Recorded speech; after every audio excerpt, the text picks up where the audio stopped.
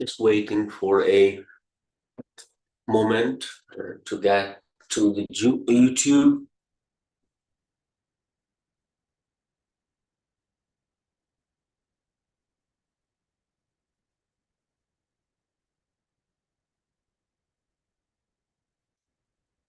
Wonderful. If anybody have a question arrive while we are live on YouTube, please do reach out. And there's a small question, can be a big question, but I have a small question here. I will share with you. I have a question left from the last week that was about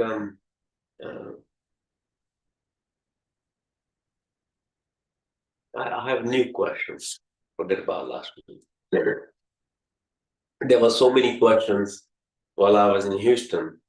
I can talk about one of those topics, but we have talked about them many times. But I was in Houston for last 2 weeks, came back earlier this week. And thank you everyone, whoever joined me while I was away, and community in Houston and the United States. Thank you everyone for joining and practicing with me. It was a wonderful experience, very receptive and open, very wonderful people. I had a great time. Teaching the journey of yogic lifestyle, or the journey of masters of the yogic practices. Similar to the related to questions, remember, journey of yoga or spiritual transformation never actually stops. It never ends. There is no end to it. You just imagine you taking one foot behind the other, and sometimes you feel like you're getting nowhere, but you just continue the journey. Just one foot behind the other. And if you fix the journey, that like I have a milestone, the milestone and the landmark sometimes becomes a recognition of your achievement, but don't stop at them. They are your journey in the spiritual life, or yogic lifestyle actually never ends. It's like somebody is have dedicated his consciousness or his mind and awareness to earning money. The person who earns it, when have a maybe a million, doesn't stop. Before he had a small, he said, when I get a million, I will stop, I will retire. Then once you reach to it, by the time we arrive to million, they say, if I have maybe a couple of billion, then I will retire. They reach halfway through it, maybe reach the target, the next things comes up. So continuously, your journey never ends in terms of matter, how, which is tangible, you can see it, but how something that is abundance and your journey can stop. So journey is the continuous transformation. And sometimes, especially when we're practicing yoga, the ego start dancing over the head like one little devil. And that becomes very dangerous part. So you think that you're practicing a spiritual path, your ego will become a little diminished, and you are conquering your ego. But you're making a mistake. Your ego is watching everything that you are doing to conquer your ego. So he's creating a constantly his own transformation. Ego is also getting transformed. So always watch, don't let that spiritual transformation getting into your head. It's almost like a little powers that or you can call siddhis, or little achievements.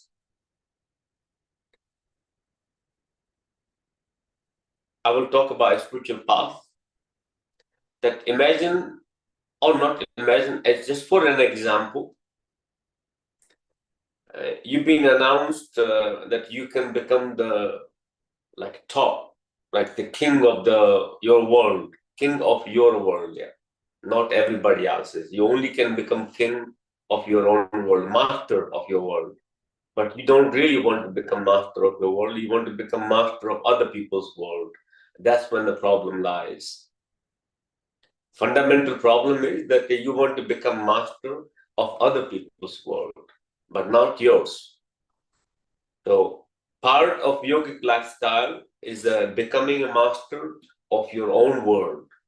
Basically, the world, first, third dimensional point of view, your body. Second is your own self inner transformation, which is related to your senses, to your energetic and awareness, and the bioenergy of your own body and your actions. So that you want to become the master, and in the process, let's take it to third dimension. You're reaching to the peak of the mountain, yeah, pinnacle, and the top of the mountain. There's a throne sitting there for you, where you can just go and sit down and feel like you have achieved, and you are the master. Along the path, there are little off paths, off cuts going sideways, or sometimes there's a little bit of a pile of gold because you are becoming the master. There are like little bit treasures you find along the way, and you stop collecting those treasures and just hold on to them, and you carry them in your backpack, and you got so loaded, you're going halfway through. Still, the further you go in the practices, sometimes the harder the path may become. Harder the path may become. Not always, but some cases, yes, depending what amount of karmas you have done and what you have accumulated on the path of the reaching to the peak. And then you have reached halfway through. By the time you reach halfway through, you are so buried yourself or carrying the burden on your backpack, all the powers, all the little accumulation of spiritual transformation one have done. That becomes your spiritual ego bearing you down now, remember. Now you keep going up, but you're supposed to go, if you're climbing high, you have to make sure you are lighter. Don't have baggage. Have you ever done trekking when you're trying to reach to the peak of the mountain and you have such a massive, heavy backpack and you can't really go further? And you find nice, beautiful things on the way of trekking, you collect them as well on top. You already had a baggage, now you collect more baggage. And you think you're going to get to the top.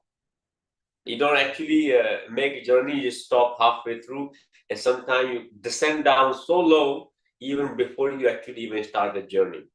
That's what we call it, stepping down from the spiritual path journey. There are many people you have met, they're doing so great, really well in their path, and all of a sudden it just collapse because they carried so much. They don't want to let go of their baggage, and you want to go up, you have to let go your karmic baggage and also the spiritual baggage you're also accumulating on the path. You have to drop it down as well because you need a lighter as possible. You don't want to have so much baggage. So the one part of a yogic lifestyle is remembering your journey. Keep it light, tread it light. There's one very famous saying that I heard. I don't know who was saying. One of my students in one of my training when I was doing teacher training teaching in India of Prana Kriya Yoga. From that I remember I have one training coming in September this year anyway. But I was teaching. The guy said, "Be water, my friend," and I think he probably been watching too many Kung Fu Panda movies. He said, "Be water." I understand. I really asked him, say, what does it actually mean, be water? It's a very nice, beautiful saying. Everybody throw away statements. Be water. Be like the water. But do you know, when the water is stagnant or have no flow, it becomes very contaminated. It becomes contaminated. Similar nature, if the water is flowing, it remains fresh. It doesn't get contaminated. It is flowing very easy. Finding the path to go. They're thinking when their relationship, the water has become like bendy, like water, to seep through. But no, there's a point. Make sure your mind should not become contaminated. So allow your mind to change constantly. Change is a law of nature. Change is a law of nature. When you start fighting the change, your life becomes a bit more difficult. So accepting the law of nature means adapting just like water. The water does not stop.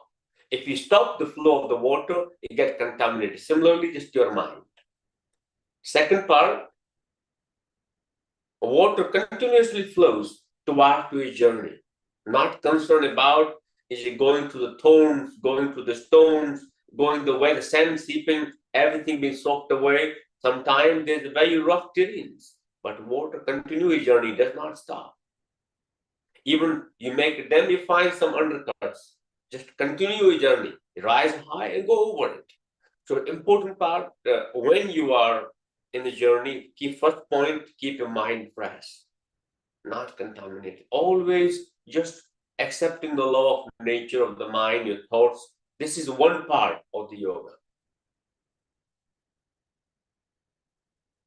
I had a question today, I would like to learn the yogic lifestyle and why should I practice yoga? Why should one practice yoga? How does it yogic lifestyle can help? His question is very good. The person is not only asking, why should I practice yoga? How does the yoga can help? It's about, there's a little difference between yoga and the lifestyle. Yoga, you can act 1 hour, 2 hour, 3 hour on yoga mat, or maybe half an hour when you're meditating, or while you are practicing. That's the one part. There are many yoga practice actors, I will call it, actors, yoga actors. But when you start living yogic lifestyle, there's a lot of changes occurs internally as well as externally. But when you're talking about external changes, we adapt external changes very fast. We make them because it doesn't cost you much. You go buy the clothes, you buy the mala, and maybe you get a couple of tattoos, grow the beard, maybe, if you want. But some people can't grow the beard.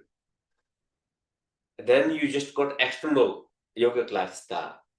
But internal lifestyle is very different. You can't act upon. Maybe you can act time being for a little bit, but not too long. So the practicing yoga or having a yogic lifestyle are two separate points. So yoga, you can act maybe hour, 2 hour, maybe half an hour, or whenever you are having a little gathering of your friend, you can talk about karma and the spiritual life. And then it's your practice of yoga. Then once you are no longer, or whenever you are in association with the yogic lifestyle, you may act about yoga, but behind the scenes, there's insecurities of many things in life, uncertainties. But when you have a yogic lifestyle, the uncertainties and insecurities start disappearing. You start finding the inner ground and inner rooting. You start finding the inner strength. You start finding the inner faith, the trust. So how does yogic lifestyle work? Yogic lifestyle is not something you read about a autobiography of yogi and then have a fantasy. And all the powers of the yogic lifestyle the Yogi Paramhansa Yogananda experience, you start visualizing them and imitating them, then it becomes your yogic lifestyle. Or see some sadhus and some yogis having a certain type of clothes, certain types of marking in the malas and the things. You start wearing them. It does not. Does not. Sometimes it takes everybody. You have 50 people sit down, eyes closed, but everybody have their complete different experience according to their karmic footprint, according to wherever they are in their journey. So, point is, avoid acting of yoga. Implement the values of yoga. Implement the values of yoga in your lifestyle. For example, how does yoga work? Why one should practice yoga and adopt a yogic lifestyle? You love yourself. I have not seen many people who doesn't love themselves. If you love yourself, you should adapt, because what yoga does, it teaches you all the difficult. Let's take one element of yoga, asana, physical movement. Yeah. Second one is breath. What happens when you get stressed? Either you stop breathing and you get a lot of spasms, or you feel very tense, your head get messed up, and you lose sense of clarity. You can't think straight. I give a similar example in why one should adapt yogic lifestyle. If you're only practicing asanas, as long as you're not competing while you're practicing asana, but you are just with yourself, properly practicing. When you imagine you are in a very unusual, complicated, not normal body position, the body posture, which called asana, and you having to breathe calmly. In the first few sessions, you will be struggling so much even to breathe. Never mind doing the posture. There's so many things going along. Multitasking in only one single posture. You have to think about alignment, think about posture, think about the breath, think about muscle engagement, think about you injured yourself. Your brain gets multi-dimensional expansion. But you're doing only one thing.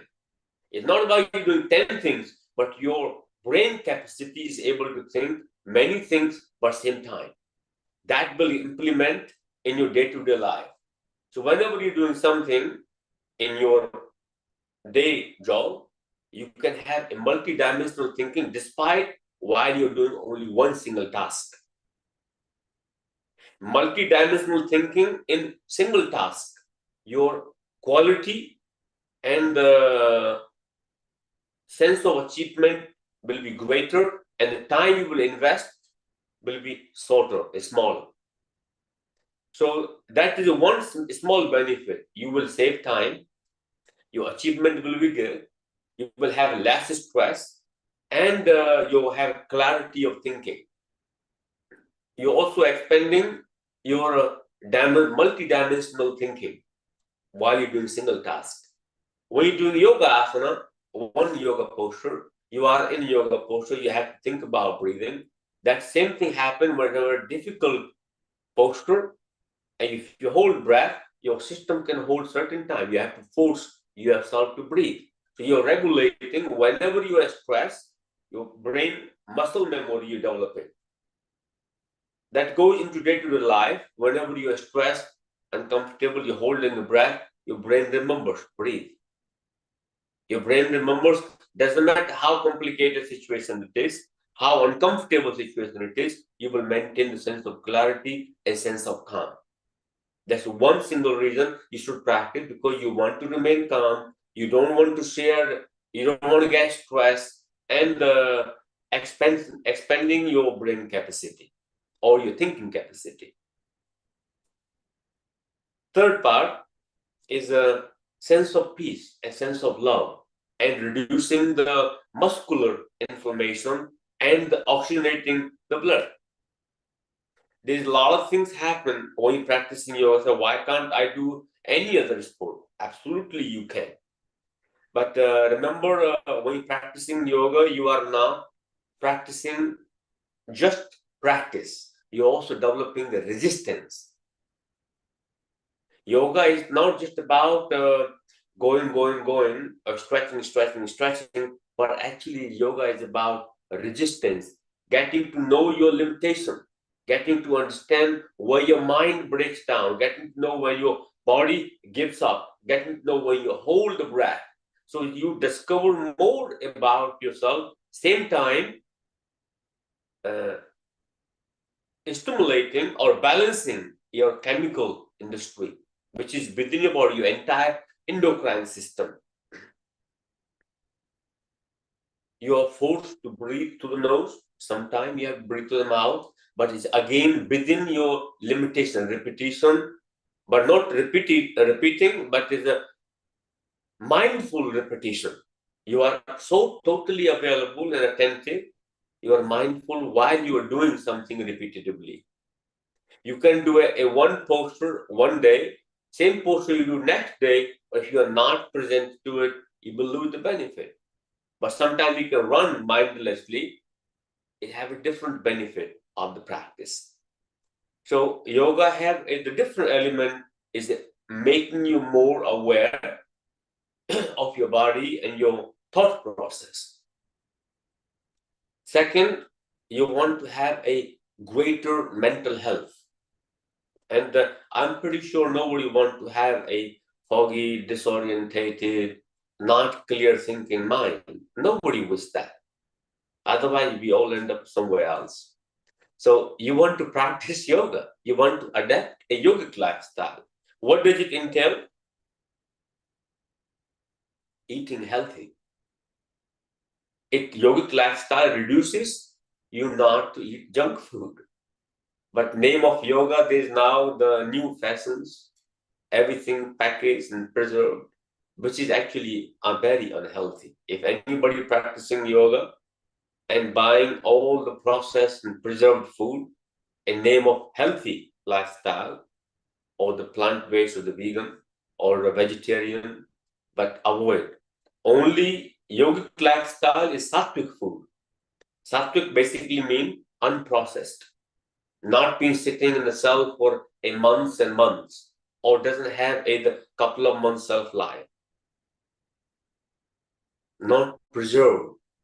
That is a yogic lifestyle, because when you're eating the food, that is a nutritious, light in a digestion, higher in energy potency.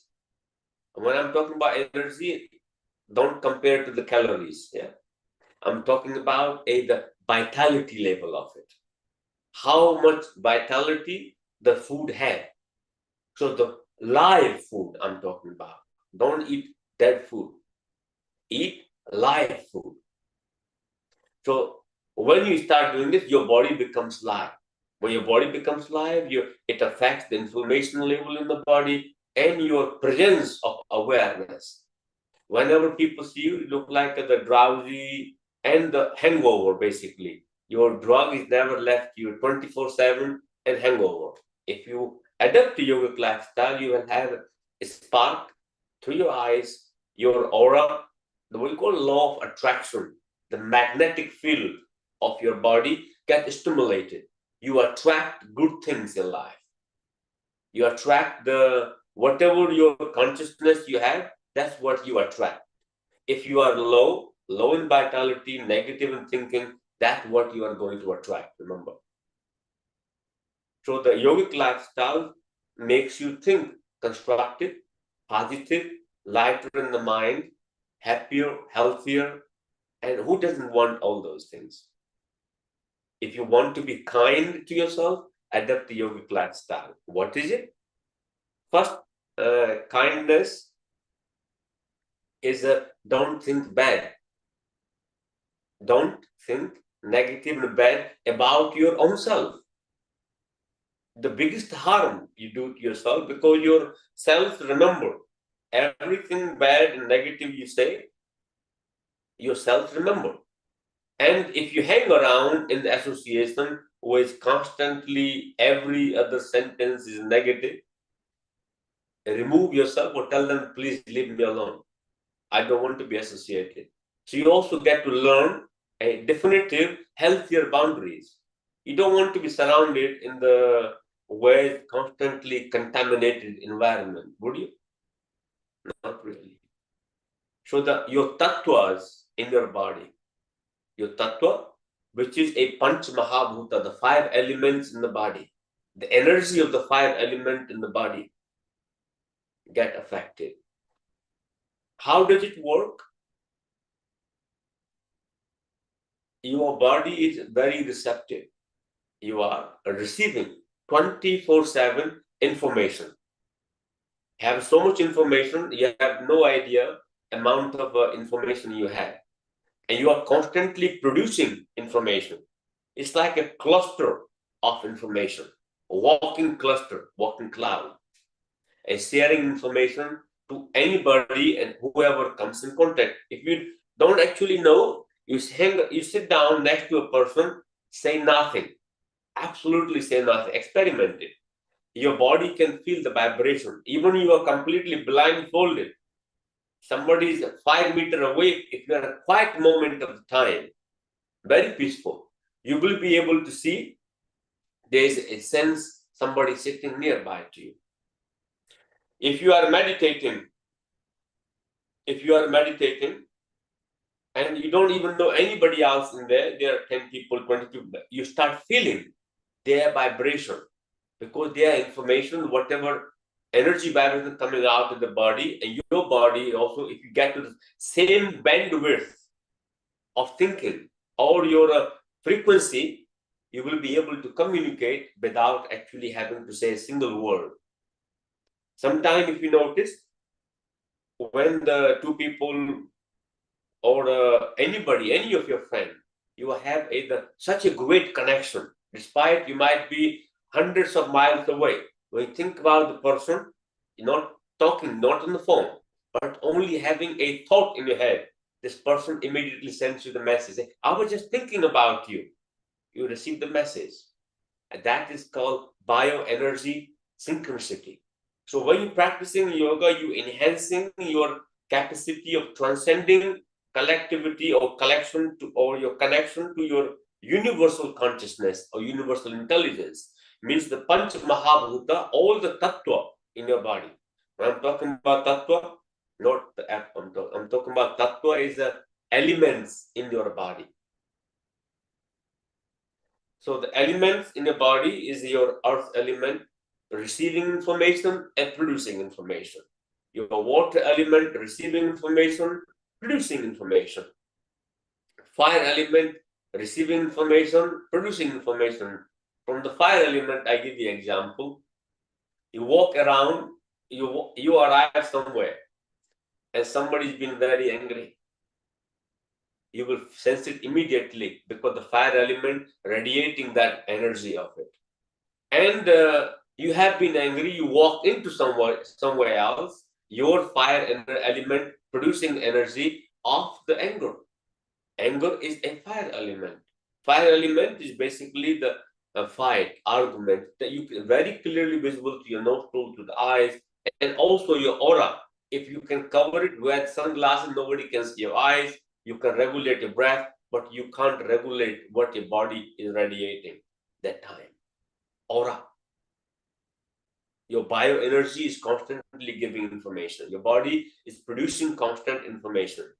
Then your heart chakra, your air element, and your space element, the environment you are in. So you're constantly receiving information and constantly producing information. When you practice or adapt to yogic lifestyle, you get to balance and regulate that five elements, the tattvas of your body is made of.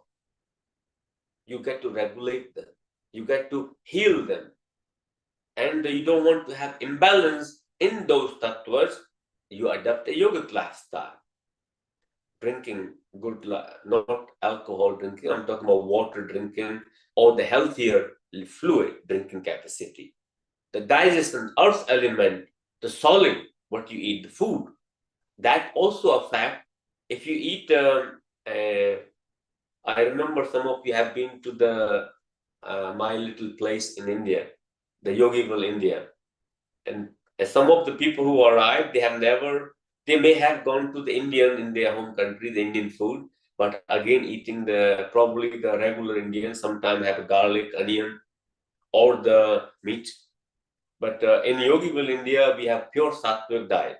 No onion, no garlic, no mushrooms, no processed food, like from the tin food or the long shelf life.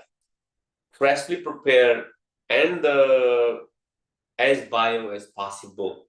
And no onion, no nothing animal product in there.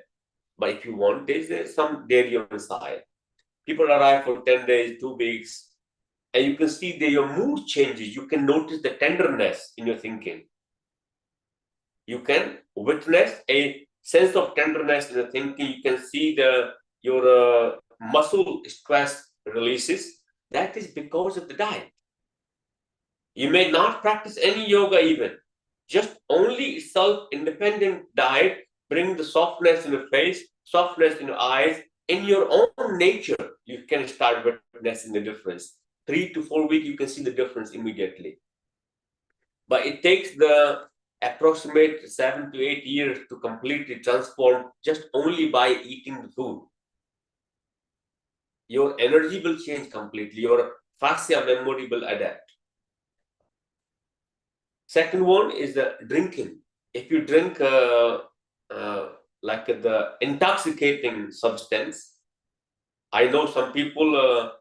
I met once in Croatia. I have a small place in Croatia. I was wearing my lungi. Somebody came up, local, said, "You wearing a skirt all the time?" Because he doesn't see in his life, probably somebody wearing the sarong, like the 3-4 meter long cloth around his waist that looked like a big skirt. I said, I just laughed. I said, would you like to have some water? He said, no, no, no, no. Water is only to wash the feet, wash the hand, and wash the face. You don't drink water. Water is not for drinking, only drink beer. Or the supermarket drinks, that for drinks, not water. Water is tasteless. I said, I don't drink any of them, so I'm probably missing out. The guy said to me, you're probably missing out so much. I say, I'm very happy with my water. And sometime later, I find out the person has ended up in hospital, have lots of blockages in the system. Again, the lifestyle. Drinking water is clean. Even you put any flavor in the water, your digestive system have to work. Yogic lifestyle encourages you to drink a water, not just a fluid. Water is water, fluid is fluid. If you put any flora or any essence in the water, your digestive system immediately get activated and start processing that water and taking all the extract it can. Again, it creates your endocrine system malfunction. So don't drinking fluid or name of water. I recommend to drink water. So again, your diet makes big, massive impact on your yogic practices. Or if you're practicing yoga and asana, then but your diet is very different and you are not progressing in your thinking or progressing, you maybe look very fit, six pack, good muscles, very important, Simon, that's very important. But having the mental fluidity is also very important. Don't start getting tattoos next. So practicing yoga is very important. Also, adapting the lifestyle is very important. Lifestyle basically means wholesome practice of yoga, which means your breath pattern and your thinking. If somebody is angry, I give you an example, what the yogic lifestyle can make impact. You're practicing yoga, your diet is clean, you're practicing yoga and breathing, your mind is calm. You go, whoever you meet, you will only share what you have. Even you meet an angry person or restless person, with your presence, in your presence, the person will immediately feel sense of calm, will reduce his level of anger, means you have shared love. You have shared kindness without even you wanting it. So isn't that nice that you have brought peace to somebody else without even saying one single word? Big difference. And other part is whenever you are angry, if you are in a massive job or even you are dealing with the 5 people, can you imagine you are in the front of the house, either a reception or representing, you're talking to the front face, and you are had a very rough day and agitated. Not life went as you wanted. What sometime you probably have encountered. The person serves you really bad in your coffee shop. If you can imagine how rough life somebody have had, maybe having a lot of problems, that recommend immediately adopt the yogic lifestyle. You will not have that roughness. So if you are in the front of the house, you are agitated, angry, you meet a 50 people in the day, or maybe 100 people. First of all, you will make them agitated and angry. If you're serving the food or you're talking with them, you're sharing your anger and negativity. And they will carry, maybe you are 100%, they may be taken a 5% from the anger. That will influence their mood, their thinking. They meet 10 other people, you have sporadically spread the disease of anger into almost 200 to 500 people because your mind was not settled. That is again impacting yogic lifestyle.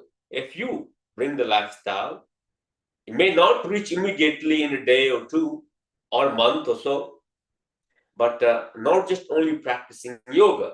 I'm talking about lifestyle basically means your thinking, the way you process, the way you respond, the way you drink, the way you live, the way you eat, and what else you practice. And the first step is a healthier body. Second step is when your body is healthy, your mind is healthy. Your mind is healthy, your thought process, your response level is healthy. Why I'm saying body is healthy, whenever you are constipated, remember, or desperate for urination, can you think calmly? Not really. You will be so agitated, your every response will be almost get away, leave me alone kind of thing, you know. If not, think about it next time or whenever that happens to you. So means the body is healthy, means all of your 5 senses, 5 tattva in your body, the 5 winds of your body is regularly functioning, having a zero discomfort.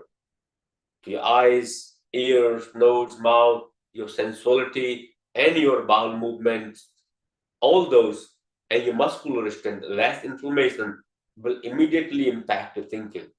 The first step, start practicing asana. Second practice, start doing some breathing. Then go to the meditation. Then all 3 of them will combine, will have a greater impact on your physical body. You think meditation is for your soul? No. Meditation is not for your soul. Meditation is for your physical body. Your mind is physical. Mind, your thinking is physical. Your senses are physical. That's what meditation is for. Then your processing capacity of thinking, now you becoming subtle. On that note, I think I've talked enough about it. Pranam, we're running out of the time. We continue next time. I have a little information for you. And there are lots of topics, and there's online classes as well. There's an app called Tattva. You can download it and participate from it if you can. Okay. Thank you, everyone. Namaste. Pranam.